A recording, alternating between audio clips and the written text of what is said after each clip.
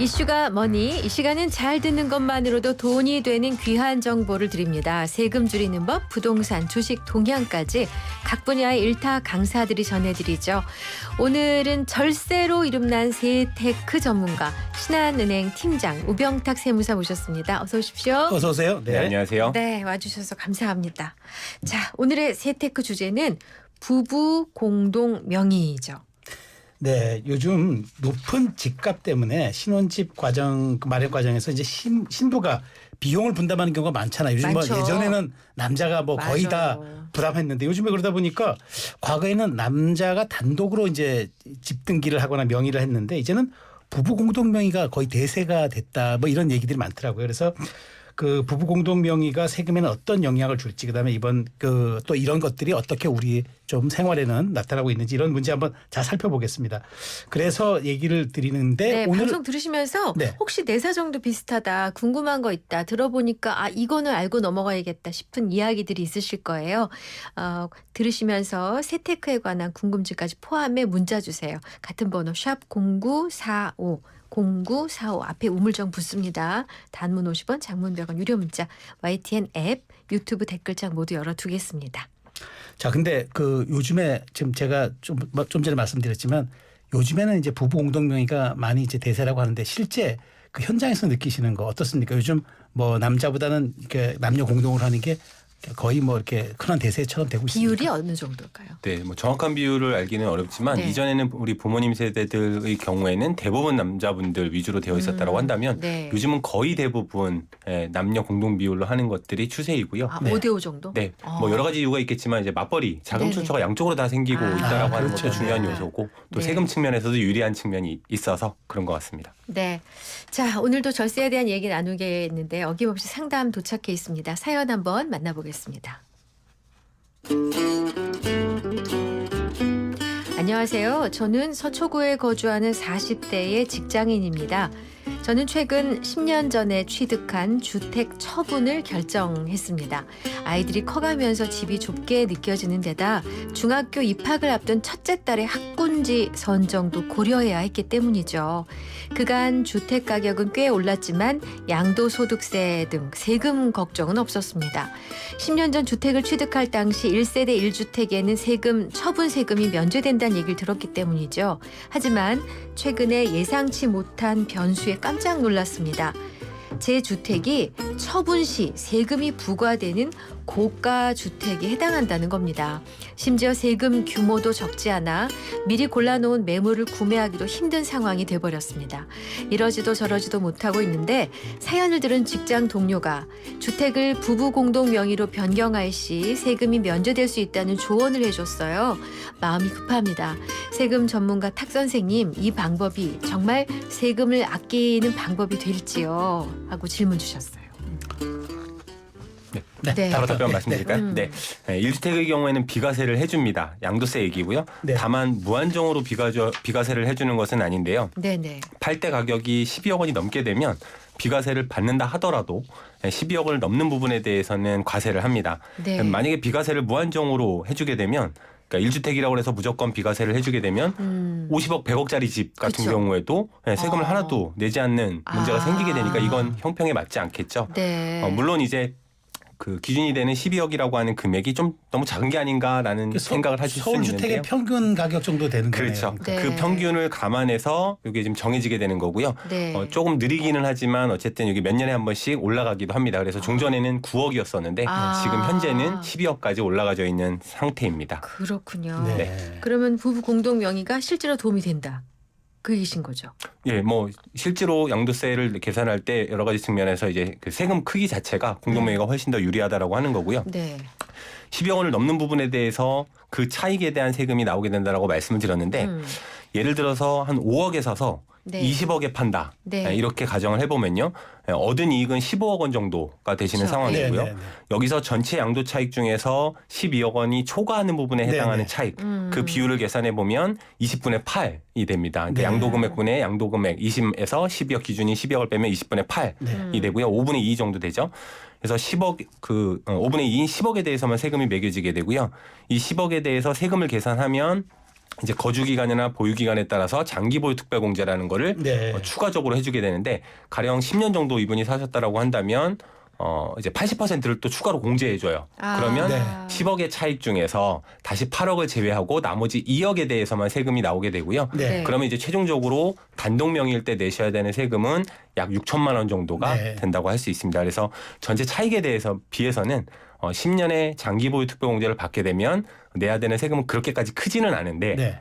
어쨌든 팔고 나서 그보다 좀 더 비싼 집 혹은 네네. 같은 규모의 집으로 이사를 가려고 하다 네네. 보면 그 한 몇천만 원 정도 되는 돈이 빠지게 되니까 네. 어쨌든 돈을 더 보태지 않으면 바로 갈 수 없는 문제가 생기는 것은 사실이긴 하죠. 그러니까 이 부부 공동 명의를 했을 때는 몇 천만 원 정도인데 그렇지 않을 경우에는 네. 억 단위가 될 수 있다는 거죠. 지금 네. 단독 명의일 때를 기준으로 하면 6천만 원 정도의 네. 세금이 나오게 되고요. 아. 10억의 차익에 대해서 네. 20억에 팔았을 때 예. 15억이죠. 15억의 네. 차익에 네. 대해서 20억에 팔아서 10억을 얻었을 때 이렇게 되는 거고요.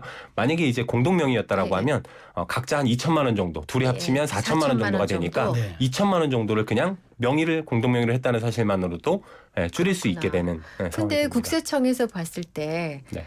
이분이 파는 시점 직전에 공동 명의로 바꿨다. 이건 누가 봐도 절세하겠다라는 이제 네. 하나의 방편으로 보이는데 네. 그렇게 직전에 해도 돼요? 안 되죠. 그러니까 그래서 기간은요? 실제로는 네.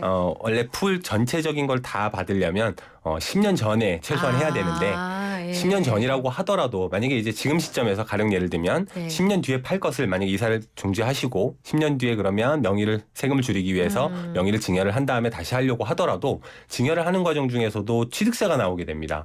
그러면 20억 원 정도를 가정했을 때 10억 절반을 주신다라고 하면 10억에 대해서 4% 증여의 취득세는 4%예요. 네. 그럼 이제 4천만 원을 내셔야 되지 않습니까? 네. 그렇게 되면 사실은 줄어드는 양도세를 감안하더라도 네. 당장 취득세가 추가적으로 더 들고 이렇게 되고 지금 10억을 하게 되면 역시 증여세도 추가로 발생을 할 수 있기 때문에 증여를 하면 배우자에 대한 얘기인 거죠. 그렇죠. 네네. 아내분에게 만약에 하신다면 네. 그럼 이제 역시나 지금은 증여세 내고 취득세 내면 현 시점에서 하는 거는 실익이 없게 되고요. 차라리 이걸 이제 팔고 다시 새로 사실 때에는 그때. 이제 한번 고려는 하실 수 있겠다라는 네. 거고 다만 그 경우에도 이제 다시 살 때 취득 공동명의를 하실 때에는 취득세는 나오지 않겠죠. 어차피 한 번은 낼 네. 거니까. 네. 다만 이제 배우자가 자금 출처가 없다면 증여세를 좀 고려하셔야 되기는 하는데 배우자에 대한 증여는 10년간 6억까지는 공제가 되고요. 10년간 6억. 네, 그쵸. 그걸 여쭤보고 싶었는데. 네, 그걸 좀 넘게 되더라도 6억을 넘는 부분에 대해서 처음 1억에 대해서는 10%만 부과가 되니까 뭐 가령 예를 들면 7억 어치를 주실 수도 있고요. 네. 네, 그리고 그 윗단계에서도 20% 정도만 주신다면 그 새로 사실 때는 고려를 하실 수는 있겠다. 그럼 이분은 이미 10년 그 부부 공동 명의는 지나간 일이 돼버렸고 네. 파는 시점에서 최대한 그래도 빨리 하는 게 낫다는 건가요? 네, 지금은 그나마. 달리 조치를 할 수 있는 방법은 현재는 없다. 지금 바로 파실 거라면. 그렇군요. 네. 네. 근데 이제 우리 그 보유세 같은 경우도 있잖아요. 네. 근데 부부 공동 명의는 보유세 측면에서는 어떻게 됩니까? 역시 유리합니다. 우선 양도세뿐만 아니라 보유세 중에서도 이제 네. 종부세 쪽이 중요한 이슈가 될 텐데요.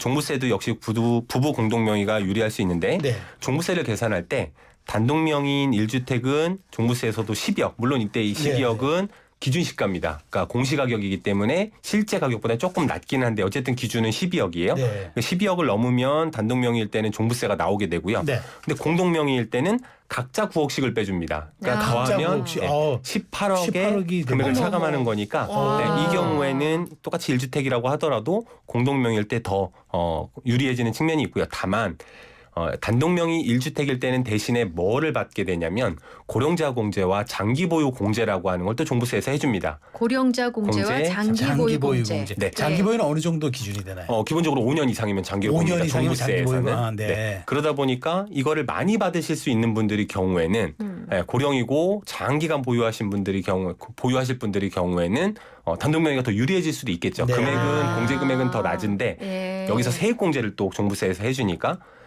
다만 이제 더 결정적인 이슈는 뭐냐면 공동 명의일 때는 부부 네. 공동 명의일 때는 만약에 그렇게 해서 단독 명의 방식으로 계산한 게 더 종부세가 유리해진다. 유리했다, 예. 그러면 신청을 해서 그렇게 계산을 해줍니다. 그러니까 선택을 할 수 있어요. 공동 명의인 상태로 실제로는 공동 명의인데 네. 종부세 계산만 저희는 고령이고 장기 보유했기 때문에 저게 세액 공제가 더 유리합니다라고 하면 저걸로 계산을 해주세요라고 하면 가능해요? 그 같은 식으로 계산을 그러니까 좀 해줘요. 유리한 조건으로 해주는군요. 그렇죠. 네. 아이러니하게도 뭐냐면 반대로 단독 명의인 1주택일 경우에는 저희는 그럼 부부가 남편 명의로만 돼 있으니까 공동 명의가 더 유리한 경우도 있을 네, 거잖아요. 네. 그걸로 해주세요라고 하는 건 또 안 안 돼요. 맞아요. 안 돼요. 그건 안 돼요. 그러니까 공동명의가 일단 돼 있는 상태에서는 옵션이 가능하지만 그렇죠. 한 사람 그러니까 단독명의로 돼 있을 때는 네. 그건 불가능하다. 안 된다. 그래서 결국은 공동 명의가 종부세에서도 굉장히 유리하다. 그러니까 네, 이렇게 볼 무조건 수 있습니다. 뭐 해놓고 봐야 되겠네요. 그러면은 네. 무조건이라고 뭐하지만 가급적, 그렇죠. 가급적 맞습니다. 해놓고 보는 게 좋겠네요. 맞습니다. 그렇군요.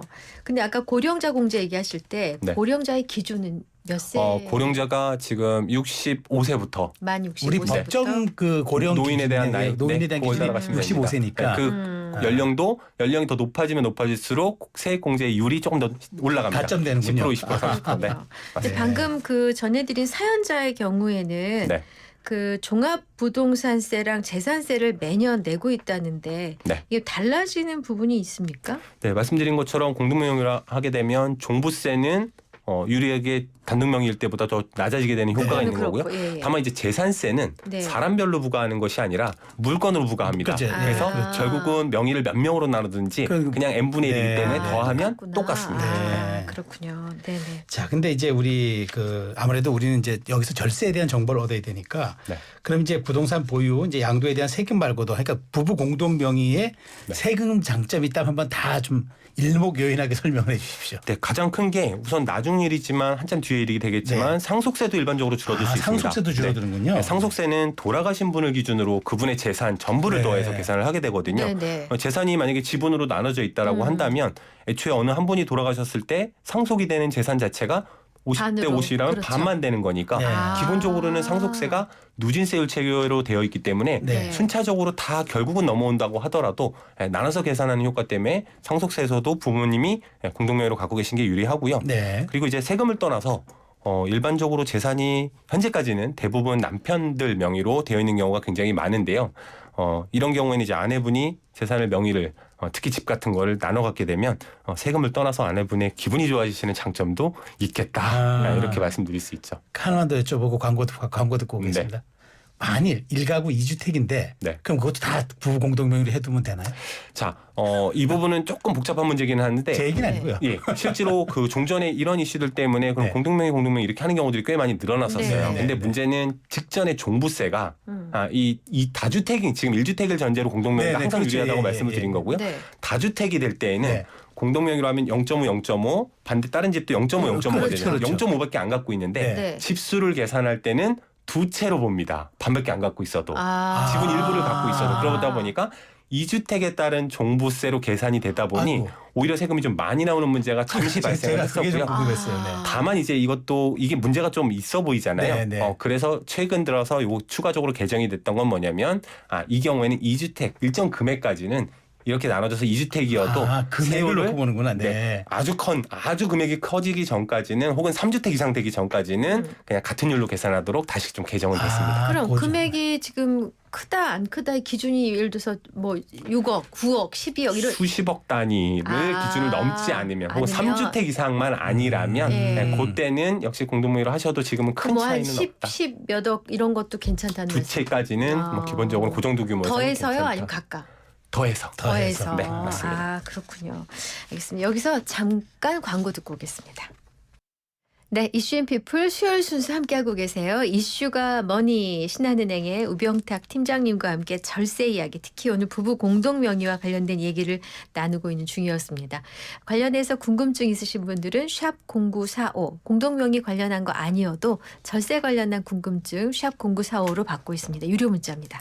자, 그럼 사연 온 거 좀 소개 좀 해드릴게요. 이제 5784님께서 보내주셨는데 저는 지금 주택 한 채와 입주권 한 개를 갖고 있습니다. 2013년 서울 마포구에 있는 A 주택을 사서 살고 있고 주택을. 예, 주택입니다. 2017년 7월 재건축 예정인 B 아파트 입주권을 샀습니다. 그런데 올해 이제 11월에 B 아파트 입주를 이제 앞두고 있는 상황인데 A 주택에서 B 아파트를 갈아타려고 하고 있습니다. 근데 이 상황에서 어떻게 하면 조금이라도 절세를 할 수 있을까요? 조금 난이도가 있는 것 같습니다.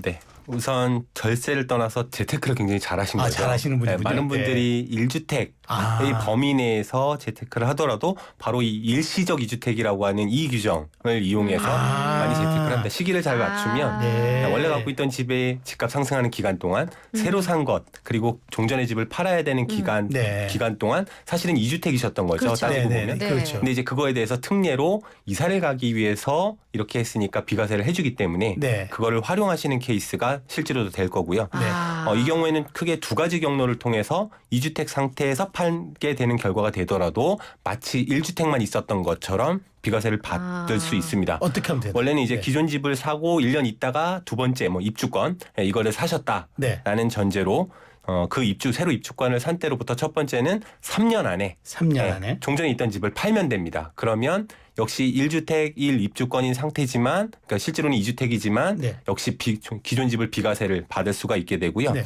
이게 이제 첫 번째 경로입니다.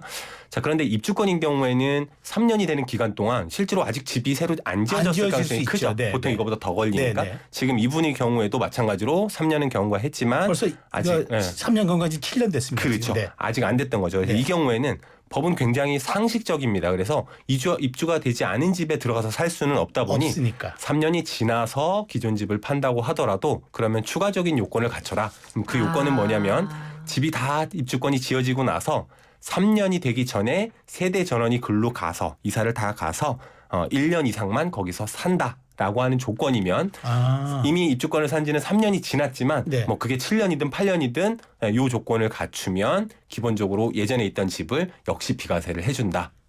근데 이분은 전제 조건이 있어야 되겠네요. 그러니까 입주권을 샀는데 이제 입주를 앞두고 있는데 이제 이게 먼저 누가 세입자가 있는 게 아니라 이분이 그동안 여기에 집이 준공이 안 됐었어야 하네요. 그렇죠. 네.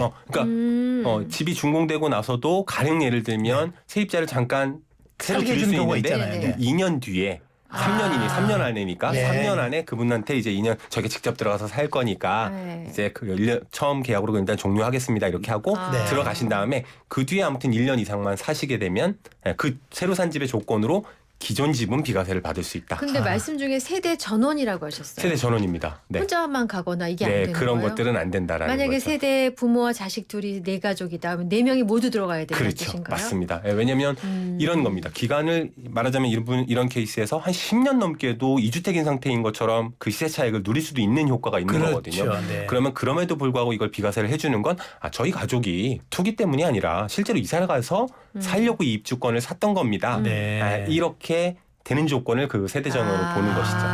네. 그렇게 되는군요. 좋습니다. 자, 4623님. 저는 올해 30살로 어머니가 운영 중인 주얼리 매장을 양수하고 싶습니다. 예, 인수한다는 그러니까 뜻이죠. 사겠다는 뜻이죠. 가게를. 네, 인수. 양수하고 싶습니다. 네. 금속 공예 전공을 살려 직접 만든 주얼리를 온라인에서 팔려는 계획도 있습니다. 그러다가 창업을 준비하다 청년이 창업을 하면 세액을 감면해주는 제도를 알게 됐는데요. 어머니 매장을 양수해서 창업을 하는 경우에도 혜택을 받을 수 있는지, 세액 감면을 받으려면 어떤 조건 절차가 필요한지 알고 싶습니다 하셨어요. 네, 이런 청년 창업에 대한 세금 특례는 좀 많아졌으면 좋겠습니다. 네. 청년 창업 중소기업, 그렇죠. 네. 청년 창업 중소기업에 대해서는 매출 규모를 따지지 않고요. 상관없이 창업 후 5년 동안의 소득에 대해서 수도권 과밀억제 권역, 가령 예를 들면 서울에서는 50% 감면, 소득세나 법인세를 50% 감면해주고요. 그 외 지역에서는 5년 동안 100%를 감면해줍니다. 네. 여기에 이제 수도권 밖에서 사업을 이제 인수하는 창업을 하기 위해서 부동산을 취득하는 경우에는 취득세도 75%를 감면을 해주고요. 네. 등록면허세도 감면을 해줍니다. 여러 가지를 사업을 할 수 있도록 도와주는 것이고요. 네. 어머니 매장이라는 전제가 있죠. 자, 그건 이제 조금 다른 얘기가 될 수 있는데 우선 청년 창업의 조건은 대표자의 나이가 15세에서 34세 요 나이를 범위 내에 있어야 됩니다. 만으로. 맞습니다. 네. 그리고 광업이나 제조업, 통신판매업과 같은 총 18가지의 종목에 해당이 돼야 되는데요. 무용가나 탤런트, 배우, 뭐 만화가 이런 자영예술업이라고 얘기를 합니다. 네. 이런 종류는 해당 사항이 없고요. 없고. 가령 예를 들면 뭔가를 만들어서 판다든지 인터넷에다가 뭘 판다든지 아하. 이런 뭐 것들은 대리점을 한다든지 이런 네. 것들은 가능합니다. 그래서 네. 이런 조건들이 좀 있고요. 다만 이제 기존에 누군가가 하던 사업을 양수하여 그러니까 네네. 사서 혹은 증여를 받아서 하는 경우거나 부모님으로부터 이거를 물려받아서 하는 경우에는 또는 한번 창업을 했다가 폐업을 했다가 다시 창업을 뭐 하는 경우 이건 네. 계속해 줄 수는 없으니까 네. 이런 경우에는 청년 창업 중소기업에 따른 특례를 받을 수는 없습니다. 그래서 딱 이분의 경우에는 어머님이 하던 가게까지 인수를 하시게 되면 네. 이거에 대해서는 청년 창업의 특례를 받으실 수는 없고요. 그래서 따라서 인수하지 않고 예를 들면 주얼리 매장 인수하지 않으시고 네. 별도로 통신 판매업만 하시면 네. 그건 청년 창업에도 해당되실 수가 있고요. 대신에 이제 이거를 만약에 인수를 꼭 하셔야 된다라고 한다면 부모님이 60세 이상이다 고령이신 네네. 거죠. 입증을 해야 되나요? 그죠. 그런 경우에는 이 특례 말고 청년 창업 말고 창업 자금 과세 특례라고 그래서 요 5억 원까지는 10%의 낮은 증여세율로만 받고 네. 그 가게를 인수한 비용에 대해서 증여세를 좀 낮춰주는 제도도 좀 있고요. 그리고 또 한 가지는 어머님이 이 사업을 주얼리 사업을 10년 이상 하셨다면 네. 이런 경우에는 이 두 가지의 특례가 아니더라도 중소기업 가업승계 특례를 별도로 또 이용할 그런 게 수도 있구나. 있겠습니다. 그러니까 대를 물려서 이제 한다. 그러니까 경우에는 중소기업에 한해서 대를 맞습니다. 물려서 그래서 한다. 요 세 가지 중에서도 다 판단에 따라서 어머니 사업 인수해서 하실 경우에는 이것 아닐 때는 다른 것 이렇게 활용해 보실 수 있겠습니다. 그말 그런 것들도 지역 간 편차가 있으니까 제가 아까 말씀드린 대로 수도권과 비수도권 아까 말씀 주셨는데 네. 그 창업 말고도 그러니까 이렇게 물려받거나 하는 것도 수도권과 비수도권의 어떤 세금 네, 편차가 기본적으로는 취득세나 뭐 이런 거를 인수하는 과정 중에서 들어가는 데에서는 역시 수도권 지역은 조금 덜 해주고요. 그리고 수도권 여기도 밖의 그렇구나. 지역에서 한다면 조금 더 전액을 다 해주거나 네. 이렇게 되어 있습니다. 그 지역 간 편차는 지역 다른 균형 발전을 위해서 에서 이제 할 존재하는군요. 거면 지방에다가 좀 창업해라. 해라 막 이런 얘기인 그런 거죠. 촉진에 대한 의미가 있군요. 맞습니다. 그럼 이분이 만약에 어머니께서 10년 이상 일을 하신 게 아니고 네. 60세 이상도 아니셔요. 네. 그렇다면은 그냥 어머니 매장을 팔고 그 비용으로 새 매장을 하는 게 나은 거예요? 그게 더 나을 수도 있겠습니다. 아, 네. 그렇구나. 그렇죠. 차라리 그렇게 해서 본인이 창업하게 되는 경우가 맞습니다. 훨씬 이득이 좀 있을 거라고 충분히 사연자님께 좀 네. 그 도움이 네. 됐으면 좋겠습니다. 네. 자, 2387님 보내주셨는데 저는 내년 봄 결혼을 앞둔 30대 초반 예비 부부입니다.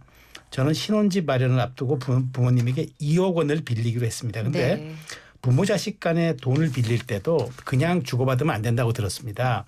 차용증을 써야 할지 쓴다면 또 어떻게 써야 할지 그다음에 이자나 상환 기간도 정해야 할지 좀 자세한 그 방법을 좀 가르쳐 주십시오. 네. 네, 부모 자식 간이지만 증여를 받은 것이 아니라 이제 빌린 것으로 빌리는 하겠다. 거. 타인에게 예, 빌린 예. 것처럼 결국은 증여세를 내지 않는 방법을 취하겠다라고 하는 예. 것이기 때문에 우선 빌렸다는 사실을 명백하게 입증을 해야 됩니다. 그 입증의 책임이 납세자 받으신 분에게 있고요. 네. 기본적으로는 금전 소비대차 계약서라고 하는 계약서를 쓰시고 네. 이자를 지급해야 됩니다. 금전 소비대차 계약서라고 하는 건 별도 양식이 정해져 있는 것은 아니에요. 그래서 돈을 빌리는 그 금액과 그다음에 이율이라든지 기간 요 세 가지 정도만 잘 기입을 그냥 하시면 백지에다 되는데 이렇게 쓰면 되는 직접 건가요? 쓰셔도 됩니다. 뭐 네. 타이핑을 치시고 서명을 하셔도 그러니까 되고요. 특별한 양식이 네, 없다는 양식은 말씀이시죠. 없습니다. 없고. 다만 이제 이때 빌려주는 것으로 하게 되면 기준이 되는 이자율이 있습니다. 현재는 이게 4.6%예요. 네. 조금 높은 편이죠. 그 네. 법정 이자율이니까 그 이자율을 뭐라 합니까? 정기예금의 이자율을 기준으로 해서 정해지는 건데 이제 증여세의 기준 이율이라고 생각을 증여세 하시면 됩니다. 기준 이율 네. 만약에 4.6%. 그렇죠. 매식이 변하게 되는데요. 이거보다 그 이자가 없도록 하거나 무이자로 하거나 네, 네. 이자를 받더라도 이거보다 너무 낮게 하게 되면 네. 결국 그것은 낮은 이자만큼 증여를 한 게 되기 때문에 빌렸다 하더라도 그걸 꼼수로 보는군요. 그렇죠. 그래서 이런 기준이 있는 거고요. 지금 이 사연자분의 경우에는 그 낮게 해준 거의 가격이 연간 그 네. 효과가 1천만 원을 넘을 경우에만 증여로 보게 됩니다. 그래서 이걸 역산을 해볼 수는 네. 있는데 지금 이분의 경우에는 빌리는 돈이 2억이요. 2억일 경우에는 사실상 계산해 보면 무이자로 하시더라도 네. 기본적으로는 증여로 보는 범위에 들어가지는 않습니다. 다만 문제는 뭐냐면 부모 자식 간의 돈 거래에 대해서는 뭐를 쓴다 이런 걸 떠나서 기본적으로는 다 증여로 일단은 보는 게 원칙입니다. 그러면 딱 그 프레임에 두고 보는군요. 그렇죠. 그러면 빌렸다. 증여를 받은 것이 아니라 빌렸다라고 하려면 네. 기본적으로는 실제로 이자를 지급해야 타인이었다면 무이자로 주지 않았을 거 그렇죠, 아닙니까? 그렇죠. 이자를 지급하시는 조건으로 하셔야만 세무서에서 보기에도 부모 자식 간이지만 이자를 지급했으니까 이거는 실제로 빌린 것이 맞다 이렇게 봐줄 기회가 생기게 되고요. 중요한 건 뭐냐면 소비대차 계약서를 쓰고 이자를 실제로 지급을 안 하면 아무 의미가 없습니다. 썼어도. 실제로 금융거래를 통해서 이 정해진 기간별로 이자를 납부를 하셔야 되고요. 또 한 가지는 이자만 그럼 계속 납부하고 네. 가령 예를 들면 있는 기간은 30년 이렇게 해버리게 되면 네. 안 되잖아요. 사실상 증여잖아요. 그렇죠. 그래서 이런 경우에는 원금을 진짜 갚는지도 세무서에서 사후 관리를 하게 됩니다. 그래서 갚지 네. 않으면 이 당시로 다시 돌아가서 이거는 이자를 줬어도 이건 실제로 빌린 게 아니고 증여받은 거다 이렇게 볼 수 있기 때문에 이자도 지급하고 반드시 거기에 원금 상환을 같이 껴서 일정 기간 동안 실제로 갚아 나가시면 되겠다. 그 금전 소비대차 계약서 안에 그러면 이자와 원금 상환 계획까지 들어가 있어야 그렇죠. 된다. 하시고 그 계획대로 금액이 많든 적든 실제로 이자를 지급을 하셔야 되고요. 또 고려하실 거는 뭐냐면 그러면 부모님 입장에서는 이자를 받았을 거 아닙니까? 네. 그걸로 증여세를 안 냈던 거니까 네. 그럼 이자를 받으면 우리가 뭐가 생기냐면 이자소득세도 내셔야 되는 거예요. 다만 이 이자소득세는 예. 생각 계산해 보면 그렇게 큰 금액은 큰 금액이 아닙니다. 아니잖아요. 그래서 거액의 증여세를 아끼기 위한 목적이라면 실제로 빌려주신다고 스스로 주장하시는 거니까 네. 이 이자에 대한 거는 소액이니까 세금을 내야 정직하게 내시는 것이 증여세를 합법적으로 줄일 수 있는 가장 좋은 방법입니다. 여기서 궁금증 하나. 네. 그러면 이자는 사실 2억이면은 매달 가서 그냥 현금으로 드릴 수도 있고 네. 계좌로 드릴 수도 있잖아요. 네. 근데 현금으로 드리면은 이게 약간 좀 애매한 금액이라서. 입증의 책임은 그러니까요. 항상 세무서가 납세자. 찾는 것이 아니라 납세자한테 납세자. 있는 거기 때문에 현금으로 줬어요. 그러면 세무서에서 그러면 증거는요. 그럼 매번 주신 거를 따로 인출한 것만으로는 안 되니까 그걸 네. 실제로 줬는지 썼는지 모르니까 그래서 금융거래 내역으로 돼 있는 것만 기본적으로 인정합니다. 그러니까 사적으로 내가 며칠 날 만나서 어머니 이자는- 아버지 줬어요. 이건 안 된다는 얘기잖아요. 일반적인 타인 간에는 그것도 가능하겠지만 네. 요 부모 자식 간의 거래에서는 안 돼요? 현금으로 들었어요라는 건 인정을 해주지 않는다. 그러니까 가급적 계좌로 정확하게 날짜 지키고 맞습니다. 금액 지키고 하는 게 가장 좋다는 근데 거죠. 스스로 그걸 주장하시는 입장이기 때문에 네. 명백하게 그렇게 하셔야 됩니다. 너무 살벌하다는 생각이 들어요. 근데 사실 사인간에도 네. 친한 사람은 야, 너 이제 안 받을 테니까 원금만 줘 하는 경우 많거든요. 그럴 수 있습니다. 네, 그럴 수 있습니다. 근데 부모 실제로. 자식 간 안 된다는 다만 거잖아요. 이게 증여세를 그거를 허용하게 되면 증여세를 우회하는 통로가 될 수 네. 있기 때문에 그렇습니다. 다른 나라도 그렇습니까? 대부분의 나라에서 뭐 증여세가 없는 나라도 있기는 하지만 네. 기본적으로 세금을 회피하기 목적으로 악용될 소지에 대해서는 이렇게 좀 엄격하게 하는 편입니다. 그렇군요. 마지막 사연 네. 짧게 네. 봐야 될 네. 것 같습니다. 네. 이사육군님께서 저는 70대인데 각 8억 9억 원의 주택 두 채를 갖고 있습니다. 주택 A는 제가 살고 있는 집이고 주택 B는 1층에 세를 놓고 2층에 결혼한 딸이 살고 있습니다. 그런데 주택 두 채가 서로 다른 동네에 있는데 공교롭게 같이 재개발 대상이 됐습니다. 근데 주택 B에서 두 개의 입주권이 나와 이걸 저를 각각 아들과 딸에게 한 채씩 증여하고 싶은데 이게 가능한지 또 주의할 점은 뭔지 조금 복잡해 보이긴 한데 네, 우선 입주권을인 상태로 증여를 해주시고 싶어 하시는 네, 것 네, 같아요. 네. 그래야 이제 가격이 오르기 전에 이제 집이 준공되기 전에 네. 좀 더 낮게 하실 수 있으니까. 그런데 이제 도시및 주거환경정비법에 의하면 종전 주택의 주거 전용 범위 면적 범위, 그러니까 종전집 주택 B의 네. 면적 범위를 새로 받는 집이 그러니까 초과하지 않으면 그 범위 내에서 범위 내에서. 두 채로 나눠도 네. 두 채를 합해도 네. 종전집 크기만큼은 안 된다 안 그러면 안 되면 이주택 을 두 개 입주권을 분양받을 수 네. 있도록 되어 있습니다. 아. 이분이 이제 그렇게 네. 입주권 두 개를 받으신 걸로 보이고요.